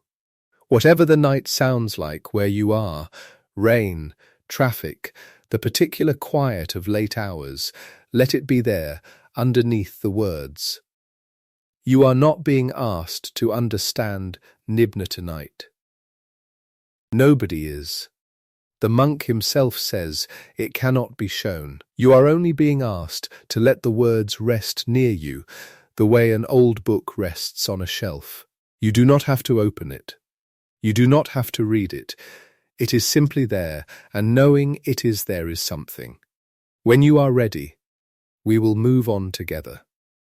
The king has one more question about beginnings. He has been thinking, it seems, about time, about the long line of lives he has been told stretch back through the practice and forward through consequence. He has been thinking about the chain, and now he wants to know something that would occur to anyone who follows a chain back with their fingers. He asks, where does it start? Where does this whole round of existence begin? The chain of birth and death and rebirth, of cause and consequence threading through lives, when did it begin? What is the first link? This is the kind of question that seems simple and is not. Nagasena does not pretend that it is simple. He says, the beginning of this round is not evident. And then he reaches for an image. He says, think of a wheel, not the chariot's wheel, which was taken apart piece by piece. A wheel rolling, a wheel in motion. And now ask yourself, where on the wheel does the rolling start? Which spoke is the first spoke? Which point on the rim is the beginning? The wheel rolls. It keeps rolling. Every point follows another, and every point is followed by another. And there is no point on the wheel that you could mark with a finger and say there, the origin. The first. This is not a trick. It is a careful description of something the mind does not easily accept, that some processes do not have a detectable beginning. That a chain followed back far enough does not lead to a first link so much as it leads to the recognition that the chain is very long, and the far end of it is not visible, and perhaps was never not rolling. The king, and this is worth noting, does not argue with this. He has argued with nearly everything else. He has pressed and pushed and demanded. But the wheel with no first spoke is something he sits with quietly. Maybe because it matches something. Maybe because anyone who has tried to find the beginning of a worry or a habit or a way of being in the world has had the experience of following the thread back and finding not a beginning but more thread, more causes behind the causes, more conditions behind the conditions. The therapist asks, when did this start? And you say, I am not sure. You say, I think when this happened. And then you say, but actually, it was before that. And then it was before that too. The thread goes back. The wheel was already rolling. Let your breath be steady now. The question of beginnings is a question that can be held gently without needing to be solved. You do not need to know where the wheel started. You are only here in this part of the turning. And this part of the turning is very quiet tonight. When you are ready, we will continue. The king has been asking about Nagasena, about rebirth, about the chariot, about the goal. But there is something underneath all of these questions that he has not asked directly. Or rather, he has been circling it. How do you know any of this is real? Not the chariot, not the arguments, but the tradition itself. The Buddha, who lived and taught and died centuries before this conversation in Sagala. The king is Greek descended. He did not grow up with this tradition. He came to it from the outside, with an outsider's eyes and an outsider's reasonable demand for evidence. So he asks Nagasena, how does one know the Buddha existed? How does one know the Dhamma, the teaching, was what it claimed to be? The Buddha is gone. He left no document in his own hand. There is no inscription from him, no coin with his face. Nagasena answers by inference.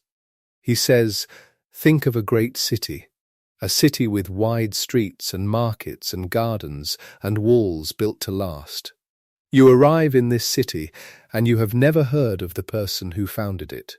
But you look around, you see the streets that were laid with intention, the wells positioned with knowledge of where water runs, the walls fitted with understanding of how to make a thing stand for centuries, and you say, this city was built by someone who knew what they were doing.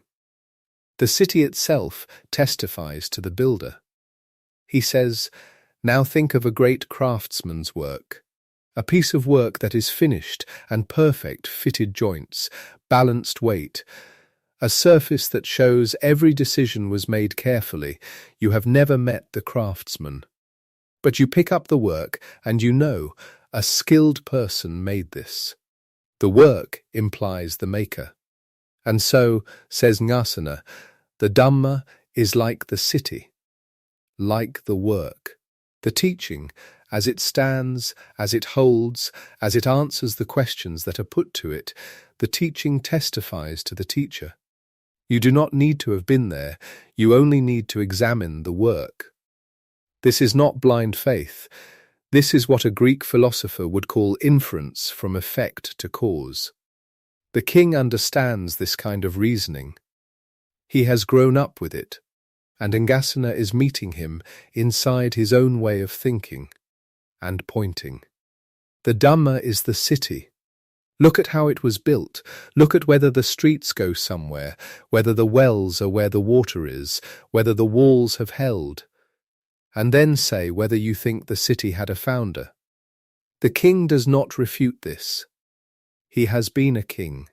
He knows what it looks like when something was built well, and what it looks like when something was thrown together and is already starting to fall. He has walked through cities that were built to last, and cities that were built carelessly, and he knows the difference. He looks at the Dhamma as a king looks at a city, and he is quiet. Take a slow, deep breath now. Let it out gently. The night is a long way in. The argument has covered the chariot, and the flame, and the mango, and the night lamp, and the channel, and Nibna, and the wheel with no first spoke, and the great city that implies its builder. There is something happening across all of these exchanges that is easy to miss if you are listening only for the conclusion of each one. What is happening is that the king is being met. Question by question, he is being taken seriously, not managed, not deflected, not handed a reassurance and told to stop thinking. The monk answers each question as though the question deserves an answer.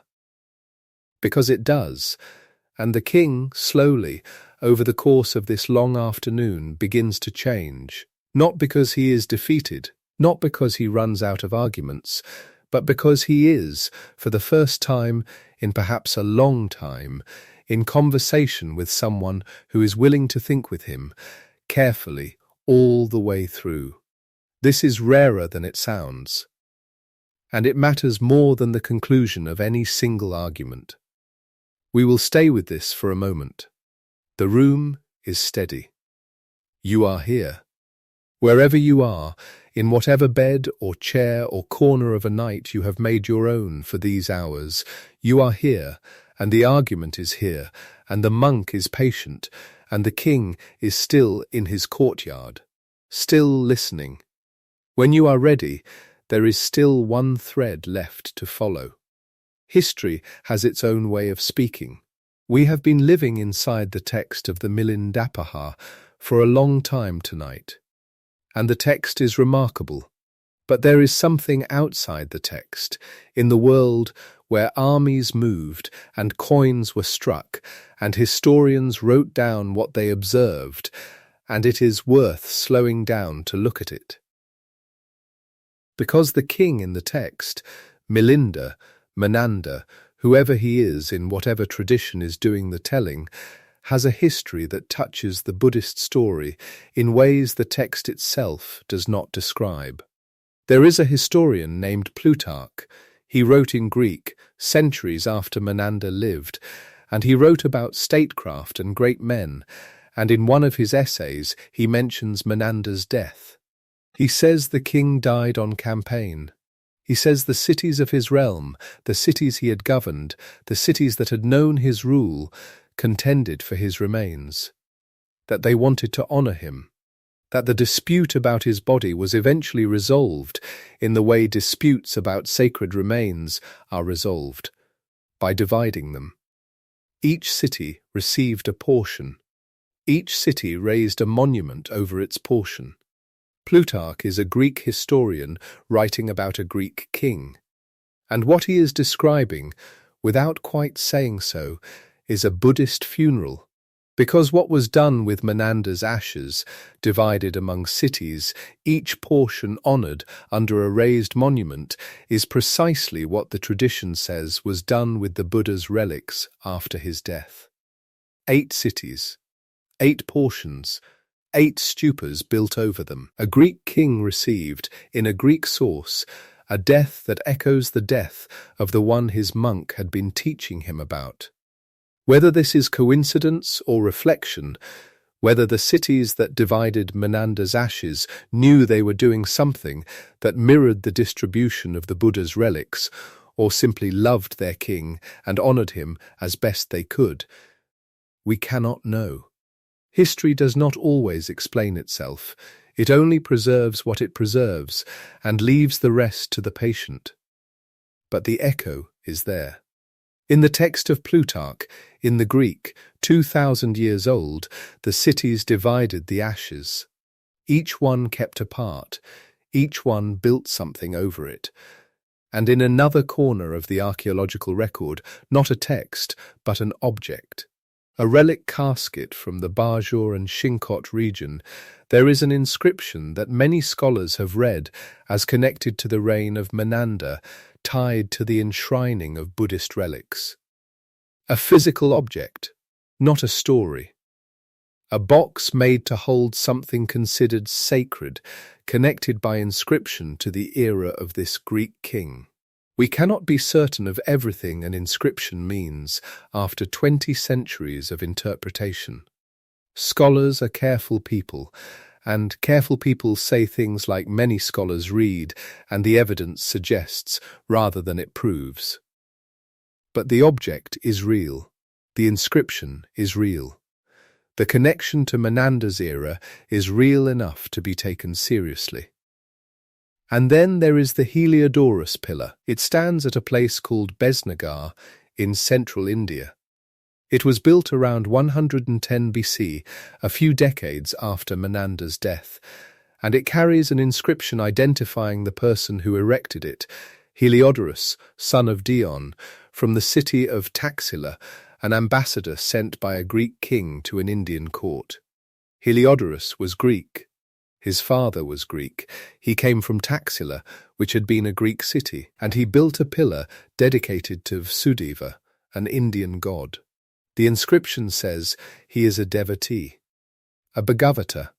He crossed from his tradition into another, not as a conqueror, not as a diplomat performing a ritual, but as a man who had found something he wanted to call his own.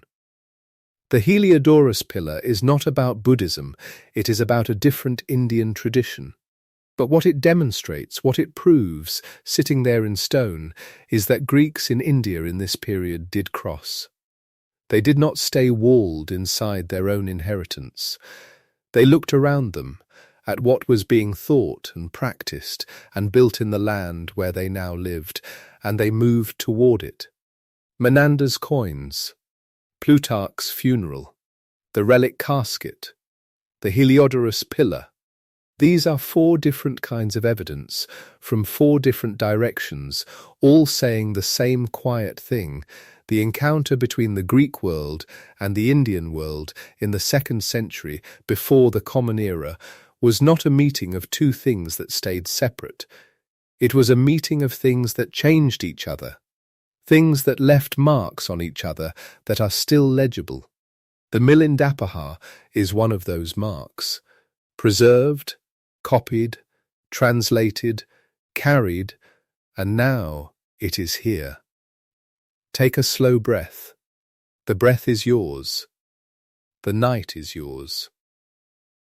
The text has been travelling a very long way to get to this room. Let the breath out slowly. There is only a little more. The historian Strabo, drawing on the accounts of another writer named Apollodorus of Artemita, a writer whose own work has not survived, but whose observations Strabo preserved, records that Menander crossed the Hypanis River, which is the Bees, moving eastward into India, and that he subdued more peoples than Alexander himself, possibly pushing toward the Ganges heartland. Whether this is true or exaggerated we cannot know. Strabo was a long way from the events, and Apollodorus may have been too. But the size of the claim is itself a fact. Someone thought Menander's reach was worth comparing to Alexander's. Someone thought this Greek king in India was worth writing about in those terms. A king that large, in a kingdom that far east, in a conversation that has lasted. And the conversation ends in a way that deserves to be told slowly. Because the king does not stop arguing because he is beaten. He does not throw his hands up and say, "I cannot answer this." He does not storm out of the courtyard. He does not accuse the monk of sophistry. The king stops arguing because he is satisfied. This is the detail the text preserves, and it is the detail that matters most. Across all the exchanges, the chariot, the flame, the milk, the mango, the stolen fruit and the planted tree, the night lamp burning the field, the channel cut through the earth, across all of this, the monk has done one thing consistently. He has not asked the king to believe. He has not said, "Stop asking." He has not said, "You are thinking about this the wrong way." And the right way requires a kind of trust you have not yet developed. He has said, "Here is what the tradition says. Here is what it means. Here is an image that might help. Here is the edge of where the images run out, and here is why they run out there." And the king, who was trained to argue, who came to this conversation with every intention of winning it, finds himself at the end of a long afternoon holding something he did not bring with him. Not certainty, something quieter than certainty. The sense that the questions have been taken seriously, that the answers are real answers, not placeholders, that the monk has been honest about where the teaching runs to its limit and where it asks you to take the first step yourself. Because no one can take the first step for you. The king honours Nagasena. The Pali text says he honours the monk. It says he is satisfied. And in the text's conclusion, which scholars believe is a later addition, not part of the earliest core, so we hold it gently, it says the king eventually handed his kingdom to his son and took up the monastic life himself, and reached the goal he had spent the afternoon asking about. Whether the historical Menander did any of this, we cannot know. His coins do not tell us what he believed in his heart. Plutarch tells us only how he died and how he was mourned. The relic casket and the Heliodorus pillar show a world where Greeks crossed over. But they do not tell us whether this particular king crossed over in that particular way. But the text preserves the moment of satisfaction, the moment the king stops arguing. And that moment is worth more than any answer about whether it happened exactly as described. Because the moment that matters is not the king's moment. It is yours. You have been listening for a long time tonight, and if you are still here, if the words have carried you this far without losing you, it is because something in this conversation speaks to something you already know. The questions are familiar. Who are you underneath the name? What carries on when things change? What grounds the actions you take when no one is keeping score? What is the goal, and can it be shown, and what does it mean to move toward something that cannot be demonstrated but only approached?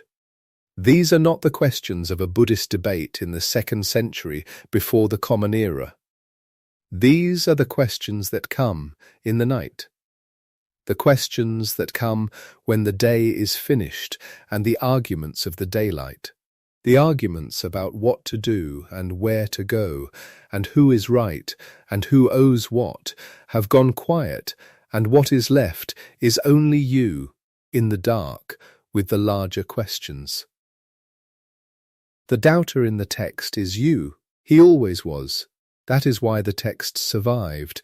That is why it was carried and copied and translated and handed forward across 20 centuries of careful hands, not because it proves anything, not because it settles the matter, but because it takes the doubter seriously, because it sits down in the courtyard with the doubter and says, "Ask your questions.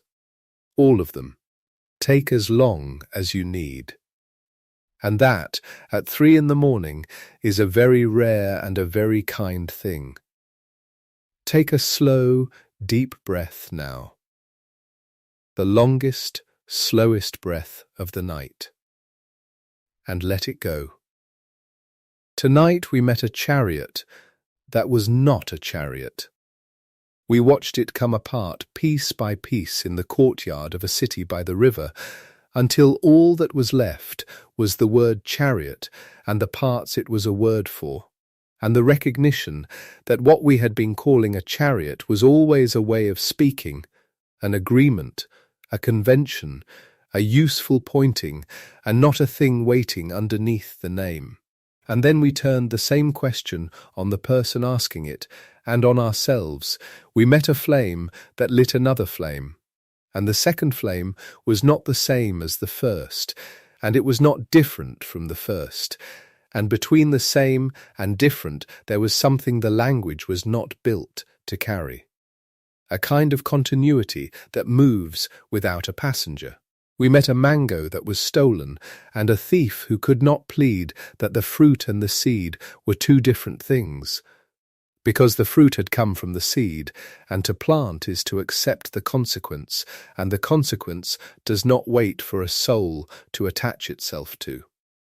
We met a king who would not stop asking, and we met a monk who would not stop answering, and we met the moment, late in the long afternoon of a debate that has lasted 2,000 years, when the king looked at everything that had been offered to him and said, in his own way, in whatever gesture or word a king uses when something has shifted inside him, enough, not because he was defeated, because he was met. The chariot is taken apart on a courtyard floor somewhere near the Bees River.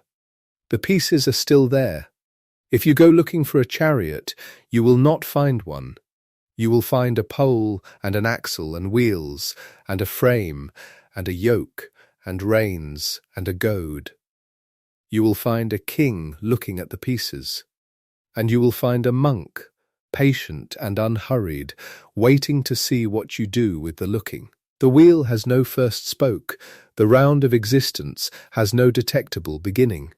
The path to Nibna can be pointed at, though Nibna itself cannot be shown. The great teacher can be inferred from the teaching, the way a great city implies its founder, the way a finished piece of work implies the hands that made it. These are not comforts. They are not designed to comfort. They are the honest shape of the answers when you press them as far as they will go. And yet there is something comforting in them, if you let it be. The comfort is not in any of the conclusions. The comfort is in the conversation itself, the fact that it happened. That someone asked these questions, and someone answered them, and the asking and the answering were preserved. And the preservation continued, and T.W. Rhys Davids sat down in the 1890s and translated the whole of it into English, into measured and careful sentences that carry the original's quality of patient attention, and it was published in the Sacred Books of the East, volumes 35 and 36, in 1890 and 1894, and from there it went wherever books go when they are let loose into the world. And it came here, to this room, to this night.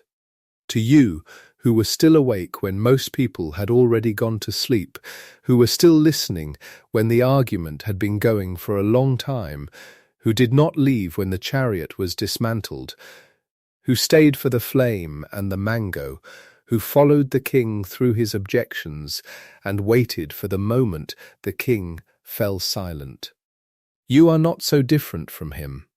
This is the thing I want to say at the end of a long night of argument. The king is not in the text as a cautionary figure. He is not there to be corrected or to demonstrate the error of skepticism. He is there because skepticism is honest, because objecting is honest, because pressing and pushing and saying, but what about this case? And this case? And this case is a way of caring about the truth, not a way of running from it. The doubter who stays in the room and keeps asking is already practicing something. The very act of refusing to be satisfied by an insufficient answer is a kind of integrity. And the monk in the courtyard, Nagasena, born at Kajangala, who studied under Rohana and Asagutta and Dhammarakita, who is semi-legendary and may never have existed as a historical person and exists perfectly as a teacher anyway, the monk knows this. He does not want the king to stop asking.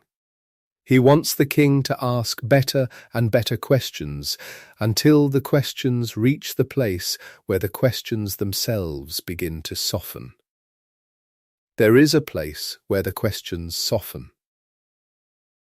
Not because you stop caring, not because the answers are all given and nothing is left to wonder at, but because you have pressed the argument as far as it goes and found that at the far edge of the argument there is not an answer so much as an opening.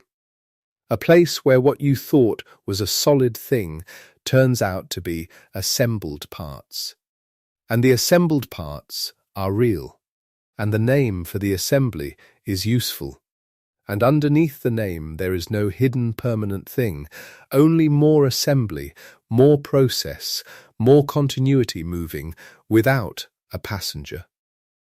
And that recognition, late at night, when you are tired and the arguments have settled, feels less like loss and more like rest.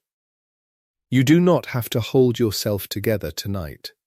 The holding together was always a convention, a useful word over parts that were doing what they do. The parts are still here. The continuity is still here. Nothing has been lost by the recognition that there was no fixed self at the center of it. What was never there cannot be lost. And what is here, the breath, the room, the darkness outside the window, the faint sounds that make up the texture of wherever you are, is here, without needing to be owned. Let your breath be slow, and even now. Let the night hold you the way the night holds everything in it, gently, without asking anything in return. The king fell silent in a courtyard in Sagala, a city on the river in the northwest of the subcontinent, in a country that is now called Pakistan, in a time before the Common Era.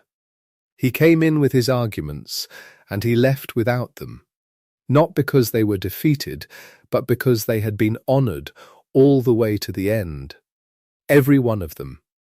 And at the end of all of them, what was left was the conversation itself, the quality of being taken seriously, the rare and patient gift of a mind that would not send him away. His coins are still in the ground, his name is still on them, in two scripts, two languages, one face and then the other. Greek on one side, Haroshthi on the other. The same man said two ways.